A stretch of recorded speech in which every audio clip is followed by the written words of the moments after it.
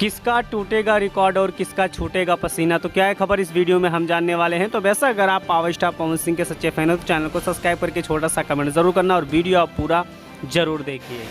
Power star Pawan Singh का दूसरा बॉलीवुड गाने का teaser power star Pawan Singh अपने इंस्टाग्राम आईडी पर रिलीज़ कर दिए। तो वैसा अभी तक आपने नहीं देखा तो जाकर देख सकते हैं। पावर स्टार पवन सिंह और साथ में राजकुमार राव डांस करते हुए नजर आ रहे हैं। तो बेशक वो वीडियो इतना खतरनाक है कि देखने के बाद हर कोई पावर स्टार पवन सिंह की ही तारीफ कर रहा है और पावर स्टार पवन सिंह उस वीडियो में डांस करते हुए नजर आ रहे हैं राजकुमार राव के साथ।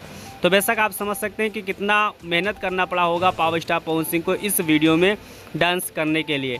वहीं पर खेसारी लाल यादव की फिल्म राजा राम जो कि बहुत बड़ी मूवी है और इस फिल्म का कल देखा जाए तो टीजर रिलीज होने वाला है और कल शाम तक पावर स्टार पवन सिंह का दूसरा बॉलीवुड गाना भी रिलीज होने वाला है। तो बेशक अगर देखा जाए तो पावर स्टार पवन सिंह और खेसारी लाल यादव में फिर से टक्कर होने वाला है।